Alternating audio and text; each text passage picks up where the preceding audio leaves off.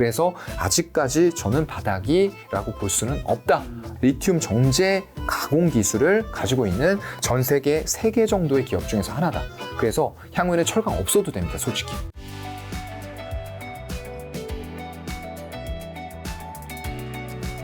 자, 그러면 지난해 또 외국인 기관이 가장 많이 매도한 주식 탑10 어떻게 될까요? 네, 매도한 거 좀 보도록 하겠습니다. 일단 기관부터 보면요, SK 하이닉스.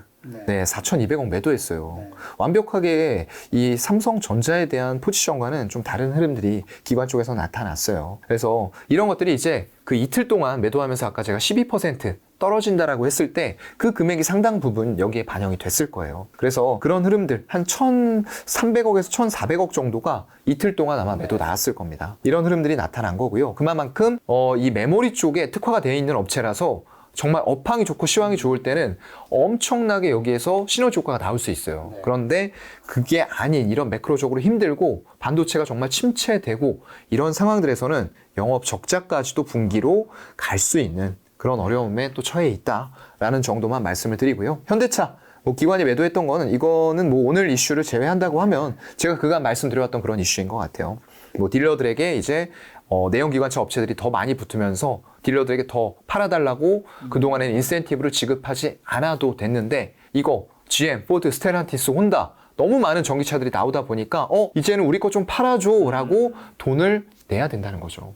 근데 환율도 만약에 경기 침체 이런 부분에 있어서 지금 환율이 고점 찍다가 1,400원 초반대로 안정되고 있어요. 그런데 이런 흐름들이 만약 금리 인상 가파르게 하다가 12월에 끝내고 이제는 올릴 캐파가 많이 남지 않은 것 같아요. 연준에서 이제 지금은 금리 인하에 대해서 일축을 했지만 다음 FOMC 이런 것들에서 경기 침체 상황 이런 것들이 우려가 돼서 우리가 금리 이제 올릴 만큼 올린 것 같습니다. 금리 인하 쪽에 대해서도 한번 생각해 볼 여지 있다. 이런 식의 발언이 나오면 시장은 선제적으로 움직여 버린다는 거예요. 지표가 나오기 전에. 그래서 저희가 항상 이제 제가 드리는 말씀이 이 지표 보고 움직이면 늦다라는 말씀을 항상 드리고 있는 겁니다. 그것도 같이 여러분들도 꼭 체크를 하시면 좋을 것 같고요. 그런 관점 때문에 현대차 기아는 일단은 기관 쪽에서 2위, 3위 3,100억, 2,700억씩 매도가 나왔다라는 거고요. 카카오 이것도 그동안 꾸준히 많이 말씀드려왔고 마찬가지 관점입니다. 아까 네이버 카카오 말씀드릴 때 했던 그 얘기를 참고하시면 될 것 같고요. 두산 에너빌리티 이제 이게 원전 관련된 종목이죠. 이게 최근에 좀 동향을 보실 필요가 있을 것 같은데 이렇게 19% 이렇게 20% 오를 때 이 폴란드 민간 쪽에서 원전 협력하면서 수주할 가능성이 있다. 그 얘기 나왔어요. 근데 이걸 이런 때 따라가야 되느냐? 이제 그게 문제인 거죠. 그동안에도 기관은 계속 매도했어요. 그죠? 연기금 같은 경우는 거의 빠지지 않고 매도하죠. 거기다가 외국인들은 이럴 때, 조용할 때 모았어요. 조용할 때. 근데 시끄러워지니까 매도하기 시작하잖아요. 그죠? 그러니까 우리도 이렇게 움직여야 돼요. 여러분들. 이 개인처럼 이렇게 움직이면 안 된다 얘기하는 거예요. 그래서 지금 다시 금융투자 쪽에서 조금 사고는 있지만 원전은 여러분들 다시 한번 말씀드리지만 시간이 오래 걸려요. 이거 원전 수주 받아서 수주 받는데도 오래 걸리지만 착공 들어가서 이거 최종적으로 점검해서 안전성 문제 없다라고 해야지만 이런 업체들이 결국 재무제표로 인식되거든요. 10년 이상 걸립니다. 그렇기 때문에 신규 원전이 돼야지만 이것도 되는 거예요. 다변화가 필요하기 때문에 유럽이라던가 여러 가지 나라들에서 하긴 할 거예요. 그런데 이런 이슈들이 나왔다고 해서 이게 바로 되고 이런 기업들의 주가에 바로바로 훈풍이 분다라는 게 아니라는 거죠. 물론 기업의 주가에는 훈풍 불 수 있어요. 근데 실적의 훈풍은 바로 안 분다는 거죠. 그래서 이런 것들이 나왔을 때는 오히려 우리도 원전이나 이런 쪽들은 시간이 오래 걸리기 때문에 어떻게 접근해야 되냐. 이 이슈 나올 때 사는 거 안 돼요. 오히려 이슈 나왔다가 좀 떨어지면서 잠잠할 때 있잖아요. 그럴 때 외국인과 기관들이 좀 모아가는 모양새가 보인다. 그럼 그때 우리 같이 사는 겁니다. 그리고 폴란드 원전 이런 거 나오면서 갭으로 빵 뜨고 20% 이렇게 올라갈 때 오히려 차익 실현의 기회죠.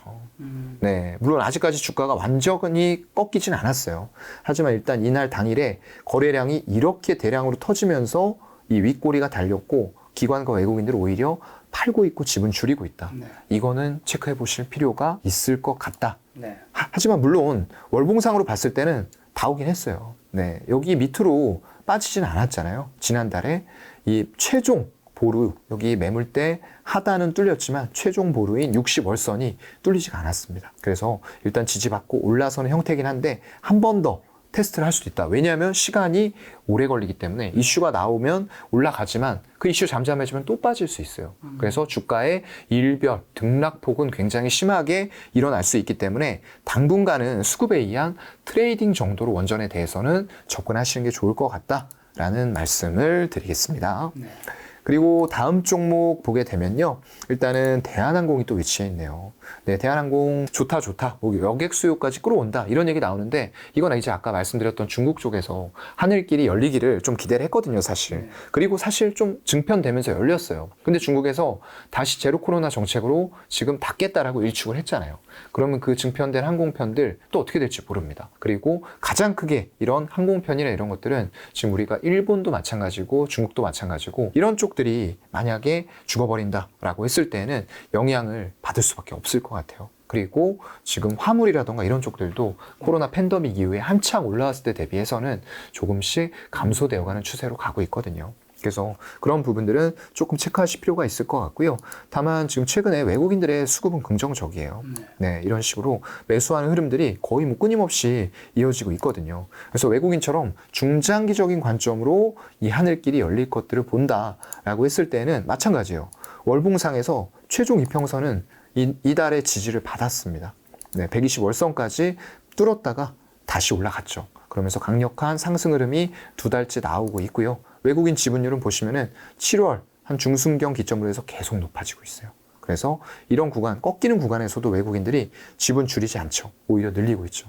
그래서 정말로 조금 중기 이상으로 보실 분들이다라고 하면은 접근도 괜찮겠지만 너무 이렇게 저항대 부딪혔을 때 이렇게 보다는 조금 조정받으면서 21선 이런 식으로 조정받는 자리에서 한번 사보자. 이 정도 말씀드리겠습니다. 그 밑으로는 이제 하나솔루션, 오히려 기관 쪽에서도 한 634억 정도 매도가 나왔죠.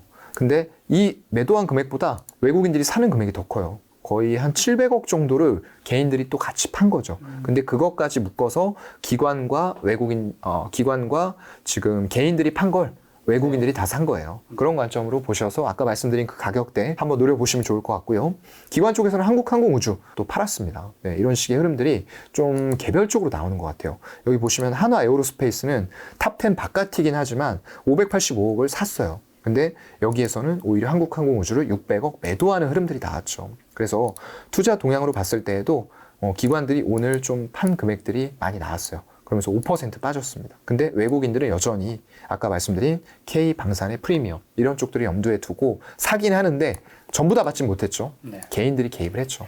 64억 정도. 이렇게 개인들이 많이 팔 때는 꾸준하게 올라가다가 네, 오늘은 5%대 하락파를 일봉상으로 맞는 흐름이 나왔지만 아직 추세는 꺾이지 않았다라고 봐도 될 것 같습니다.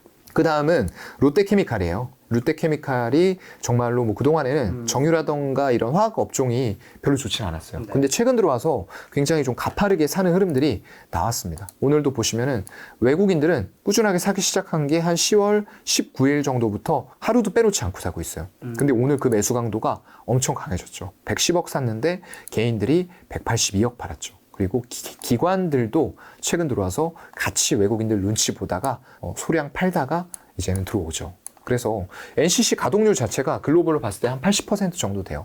근데 만약에 업황이 조금씩 좋아지는 흐름들 나타난다. 이게 무서운 게 이제 피크 아웃이에요. 이거 한창 좋았을 때 금호석유, 롯데케미칼 이런 것들 고점에서도 계속 좋다 외쳤죠. 이제 애널리스트 분들도 이때였죠.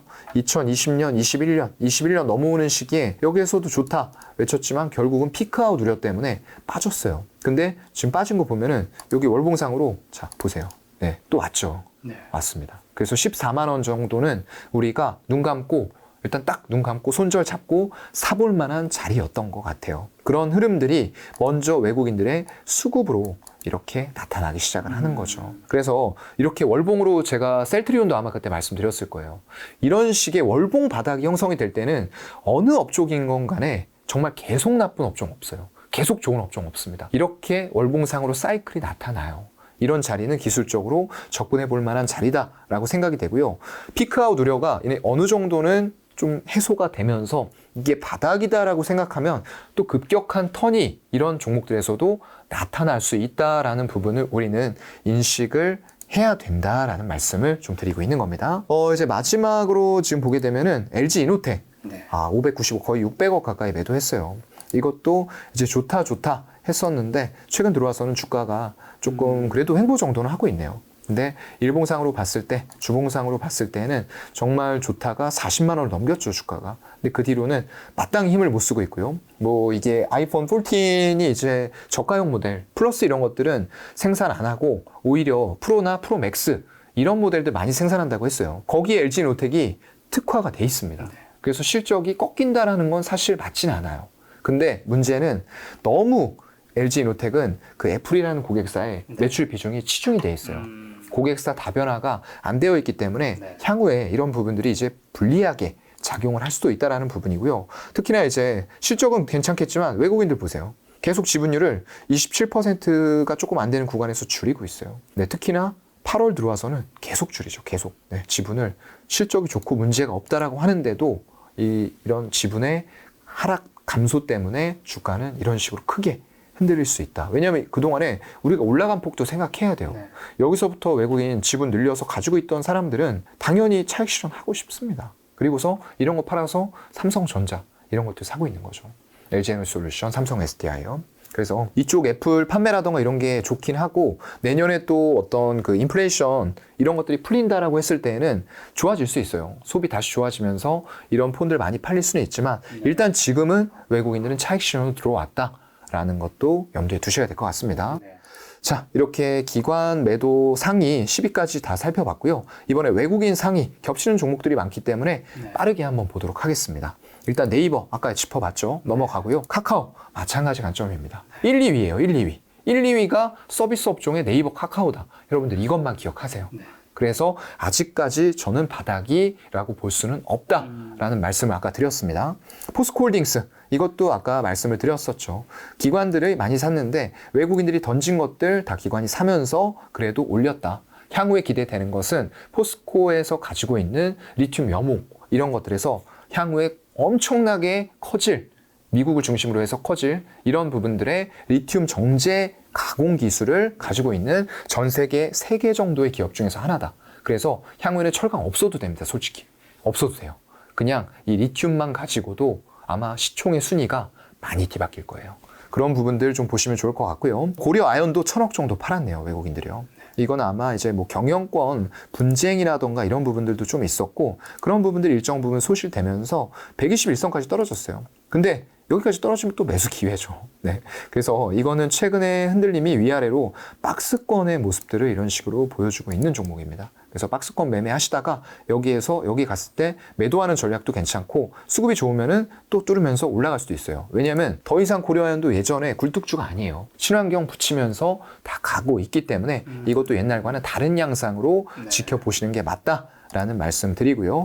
SOL 마찬가지입니다. 이쪽에서 뭐 정제마진이나 이런 것 때문에 좋게 보고 있지만 여전히 국제 유가 이런 부분들이 한 80에서 90달러 선 예전에 비해서는 줄어들었어요. 그러면은 뭐 1분기, 2분기 실적 잘 나왔는데 그때 비해서는 피크아웃이 될 수가 있다라는 거예요. 거기다가 경기 침체 우려 그리고 중국의 제로 코로나 정책 이런 것들이 어떤 원유의 수요를 감소시킬 수 있다라는 거죠. 그러면은 가격 떨어지고 당연히 정제마진 떨어지고 재고평가 손실 날 수밖에 없는 그런 상황이에요. 2분기 대비했을 때 말씀드리는 겁니다. 그래서 그런 것들 때문에 한 850억 정도 매도가 나왔고요. 하나금융지주 뭐 마찬가지입니다. 여기랑 기관에서 더 많이 매수를 했기 때문에 외국인과 개인이 던진 것까지 다 받으면서 121선 돌파하는 흐름 나왔고요. 아모레퍼시픽 아까 설명드렸고요. 두산 에너빌리티도 같이 설명드렸고요. 거기다가 카카오뱅크 이거는 조금 한번 볼까요? 네, 600억 정도 매도했는데 이런 흐름들 바닥을 잡긴 잡았어요. 16,000원대에서요. 그런데 이게 이제 수급의 힘이거든요. 이 16,000원대에서 바닥 잡을 때 누가 샀을까요? 투신이 샀습니다. 투신이. 이 수급의 힘으로 밀어올린 건데 외국인 샀나요? 조금 사는 듯 하다가 다시 강력한 매도 나오죠. 오늘 또 130억 그리고 개인이 110억 샀어요. 단지 투신이 이 정도의 양만 가지고 사서도 이런 흐름들을 만들어 버리는 거예요. 네, 17%대. 네, 이런 흐름들이 외국인들도 물론 이때 같이 사긴 했죠.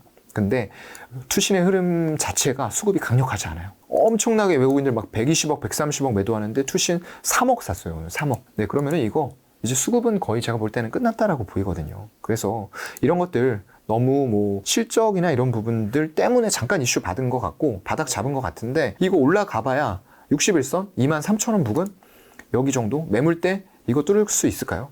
네, 저 캐스천 마크입니다. 그래서 너무 지금 이거 수급 좋고 막 가파르게 올라가니까 따라가 보자 이런 관점 아니에요.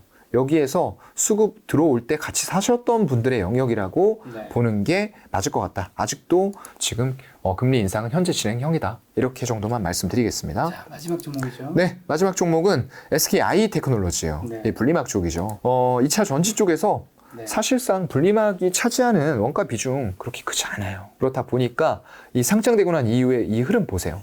잠깐 반짝하고 23만 원까지 갔던 주가가 계속 미끄러집니다. 계속. 완전 2차 전지의 양극재, 음극재 이런 쪽들 소재하고는 완전 다른 모습이죠. 그리고 이제 바닥을 52,000원에서 잡고 올라가려고 하는데 외국인 지분율 보세요.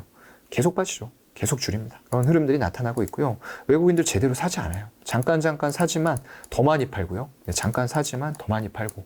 이것도 최근에 올라온 건 이 투신 연기금 3호번대 힘입니다. 그래서 결국은 단기적인 흐름을 이쪽에서 만들어가지고 차익 실현 분명히 하고 나가요. 이거 계속 사서 올리지 않아요. 왜냐하면 자금이 한정적인 상태에서 반짝 이슈로 이런 식의 흐름들. 이 무거운 종목이 이 투신 연기금 3호번드 사기 시작을 하니까 외국인들이 팔고 있음에도 불구하고 보세요. 이런 식으로 이틀 동안에 16% 올라버려요. 이런 게 투신에 의해서 만들어집니다, 여러분들. 집중력 있게 사서 집중력 있게 끌어올리고 집중력 있게 빠져나가요. 그렇기 때문에 이런 빠져나갈 때 여러분들이 사시면 어떻게 될까요? 참 엄청나게 가혹한 미래가 펼쳐질 수도 있기 때문에 이런 부분들 꼭 수급에 연동해서 보시라. 그래서 제가 이런 김 작가님과 함께 수급을 짚어드리는 이유가 바로 이런 거예요. 매크로적인 환경이 워낙에 좋지 않기 때문에 단기적인 흐름을 추구하면서 올리려는 그리고 빼려는 세력들이 분명히 있기 때문에 이거에 역행해서 움직이면 안 된다라는 부분들을 이런 수급으로 설명을 드리고 있습니다. 자, 외국인 기관 매도 상위 종목 탑10에서 차님이 이 종목은 특히 좀 조심해야 된다. 있을까요? 두산 에너빌리티 이런 것들 양매도 나왔어요. 네. 그래서 아직까지 가는 흐름 자체는 네. 큰 방향은 맞다라는 거는 저도 인정을 합니다. 그런데 시간이 오래 걸려요. 그래서 물론 풍력도 있고 SMR도 있습니다. 소형 원자로 모듈 이런 것도 있는데 그런 것들도 시간이 걸려요. 그리고 아직까지 이런 풍력 쪽에서 두산 에너빌리티가 뭐 확고한 위치를 차지하고 있는 업체 아니에요. 그래서 원전이 아직까지도 주이기 때문에 그런데 이런 원전 쪽에서 신규 원전 건설 받아서 수주 받아서 재무제표로 인식되려면 시간이 오래 걸립니다. 그래서 이슈가 나오면 반짝 상승하지만 또 그만큼 가파르게 빠질 수도 있다는 거예요. 그래서 이런 쪽들 너무 성급하게 접근하지 말자. 트레이딩 정도로만 접근하는 게 좋을 것 같다라고 말씀드리겠습니다. 차님께서 오늘 여러 종목 점검해 주셨는데 네. 지금 굉장히 좀 싸 보이면서 이제 직장인분들이 월급이 나왔을 때 조금씩 모아가도 이제 괜찮은 주식 혹시 이런 것도 좀 있을까요? 절대 밸류로 봤을 때 네. 싼 종목들 사실 증시에 많긴 많아요. 많죠. 네. 근데 그런 절대 밸류보다는 저는 이제 앞으로도 굉장히 유망하게 커나갈 산업인데 네. 이런 이슈에 의해서 흔들리는 이런 종목들, 그런 것들을 좋아해요. 그리고 그런 종목들이 결국에는 향후의 시총 순위를 굉장히 크게 뒤바꿔 놓을 수 있는 그런 기업들이에요. 네. 아마 뭐 이제 예측하신 분들은 예측하셨겠지만 저는 2차 전지 이쪽 굉장히 좋아합니다. 특히나 이제 예전부터 배터리 셀 업체들이 최근에 가파르게 올라오기 이제 전에 이런 쪽들도 관심 가져야 된다고 말씀드렸는데 그 전부터 말씀드린 쪽은 또 별도로 있었죠. 네. 소재 쪽에서 양극재, 예, 양극재 굉장히 제가 좋아하는 기업들 우리나라에 많습니다. 특히나 이제 아까 뭐 포스코 케미칼 이런 쪽은 밸류가 지금 단기간에 조금 그런 이슈들, 수주 공시 이런 것들 받으면서 가파르게 올라왔다라고 말씀드렸어요. 그런 것들 대비해서 메리트가 있는 종목 두 개를 제가 이제 말씀드렸죠. 네. 에코프로 BM과 LNF 같은 종목들이에요. 네.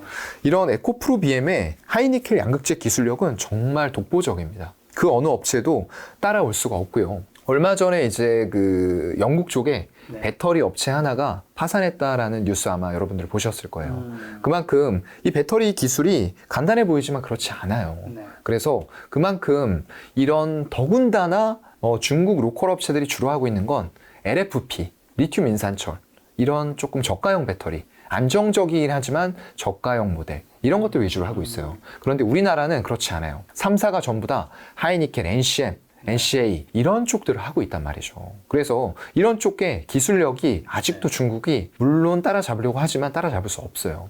그리고 완성차 업체들 배터리 내재화 얘기들 많았죠. 불가능합니다. 결론부터 말씀드리면요. 그런 쪽에서 예를 들어서 내재화 시키면서 2170 배터리 양산한다. 그러면은 이런 쪽들은 지금 기존의 배터리 셀 하던 쪽들은 전고체하고 있을지도 몰라요. 그래서 완성차 업체는 그냥 본연의 업을 자기들이 다른 쪽 배터리 셀 업체들과 이런 합작사 그리고 배터리 공급을 확실하게 받을 수 있는 루트를 만들어서 그냥 생산에 집중하는 게 제가 볼 때는 맞다라고 생각을 하고요. 그래서 점점 더 이제 양극재 업체들이 좀 희귀해지고 그 수요는 아까 말씀드렸던 대로 리튬 이런 것들 수요 엄청나게 폭발합니다. 네. 그런데 양극재도 마찬가지예요. 필수적으로 배터리 원가의 60에서 70%까지 차지하기 때문에 이거 없으면은 그냥 전기차가 생산 불가능이라고 생각하시면 돼요. 네. 그만큼 기술력을 가지고 올라가고 있는 업체고 이 독보적인 기술력이 절대적으로 격차가 벌어져 있습니다. 그리고 앞으로 캐파 착착착 증설하면서 점점 더 많은 생산 캐파 확보할 거고요. 거기다가 이 배터리 업체라던가 완성차 업체들과 합작사 세우면서 독보적인 위치를 더욱더 공고히 해나갈 거예요. 그래서 포스코 홀딩스 모아나가는 전략도 괜찮아요. 아까 제가 철강 없어도 된다라고 말씀드렸죠. 리튬 이런 것들 중요성도 간과할 수 없기 때문에 그것도 향후에 이제 어떤 미국의 인플레이션 법안 이런 것들을 봤을 때 중국이 아직까지도 많은 밸류체인 차지하고 있어요. 특히나 광물 이런 쪽들은 절대적이에요.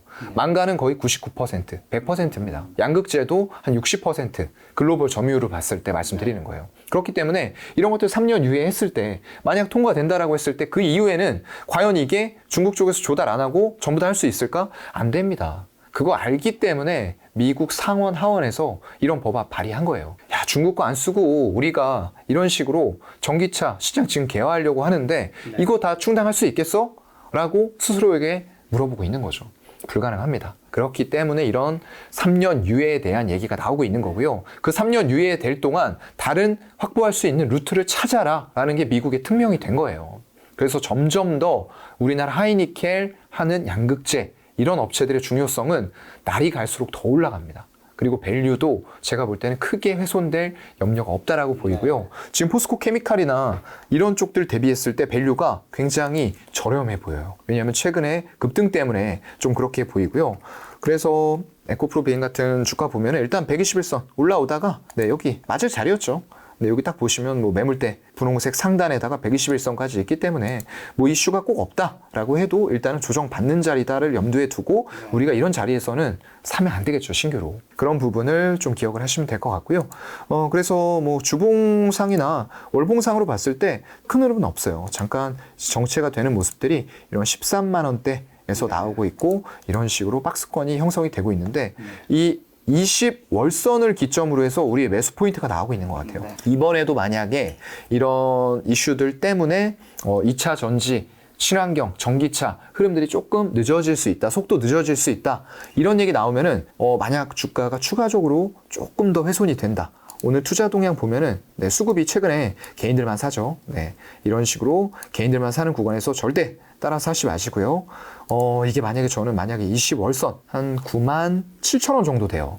여기 정도까지 빠져주는 흐름들이 나온다라고 했을 때는 97,000원에서 박스권 하단 한 88,000원 정도 열어놓고 분할 매수하는 전략. 근데 사실 언제 사도 이게 조금 더 먼 미래를 생각하면 결코 비싸지 않아요. 결코. 어차피 신고가 또 가 있을 거거든요. 그리고 그 정도뿐만이 아니라 제가 말씀드린 이런 시총 상위 종목들의 흐름 자체가 달라질 수 있어요. 그래서 이런 거 염두에 두고 하면 언제 사도 괜찮은데 그래도 우리는 조금 더 현명하고 스마트하게 매수 타점을 잡아볼 수 있으면 좋겠죠. 그래서 에코프로 BM이 뭐 당연히 탑픽입니다. 근데 LNF도 지금 캐파 증설 잘 하면서 올라가고 있는 그런 상황들이고요. 이것도 마찬가지가 되겠네요. 굉장히 음봉, 양봉이 엄청 가파르게 나오고 있어요. 양봉 나오면 또 음봉 나오고요. 이런 식의 흐름들이 만들어지고 있기 때문에 여기도 또 만약 음봉 나온다. 이런 이슈들 때문에 한 18만 원대까지 떨어질 수 있다 염두에 두고 이런 자리에서 우리가 사야지 편안하게 이게 정말로 고점 돌파가 안 되고 121선 맞는 시점에서 내가 봤다고 해서 여기에서 무조건 들어가고 이런 거 아니라는 거죠. 그렇게 보시면 좋을 것 같습니다. 알겠습니다. 마지막으로 11월, 12월 증시 투자 포인트랑 눈여겨봐야 될 변수만 한번 찝어주신다면. 일단은 지금 아까 말씀드렸던 대로 다우존스와 코스피는 흐름들 괜찮아요. 왜냐하면 그런 부분들이 글로벌 인프라 투자가 활발하게 일어나면서 상대적으로 기술주가 포진해 있는 쪽보다는 원활한 흐름을 보여주고 있다라는 부분들이 될 것 같고요. 일단 여태까지는 흐름 괜찮습니다. 아까 우리 말씀드렸던 대로 당장 내일부터 체크해야 될 것은 전기전자에 대해서 외국인들이 매수 흐름을 계속 이어나가는가, 월간으로 이어나가면서 혹시나 모를 이런 10월에 또 CPI, 미국 CPI 지수가 또 예상했던 것보다 안 좋게 나온다. 이러면은 아까 말씀드렸던 대로 60 월선과 120 월선 이걸 상하단으로 두고 우리가 이 120 월선을 지지받을 수 있는지 여부 2250 정도 된다라고 말씀드렸죠. 여기에서 체크가 좀 필요할 것 같고요. 만약에 예상했던 것만큼 나오거나 더 좋게 나온다 라고 하면은 연준에서도 우리가 했던 정책의 효과가 있네 라고 생각하면서 12월에 FOMC에서 50bp 인상 그리고 남은 내년 한 해 동안 0.25, 25bp 인상이나 아니면 여기에서 마무리를 할 수도 있다라는 거죠. 그런 흐름들이 나왔을 경우에는 이런 60월선까지의 상승 흐름 그리고 여기에서도 더 돌파해서 올라갈 수 있는 원동력이 만들어질 수도 있을 것 같아요, 여러분. 그렇게 보신다라고 했을 때는 일단 증시 흐름, 지금까지 흐름 자체는 나쁘지 않은데 한 번 더 체크해야 될 사항들은 미국 시간으로 10일에 발표되는 CPI 지수를 한 번 더 체크하면서 제가 봤었던 상방 하방을 테스트를 해보셨으면 좋겠습니다. 네, 이번 CPI는 정말 좀 잘 나왔으면 그러게 말입니다. 좋겠다는 생각이 드네요. 네, 차윤이가 또 12월에 뵙도록 하겠습니다. 오늘 만나는 손님은 사양관 차장님이었습니다. 지금까지 소중한 시간 함께 해주셔서 정말 감사합니다. 오늘도 김 작가였습니다. 고생 많으셨습니다. 네, 고맙습니다.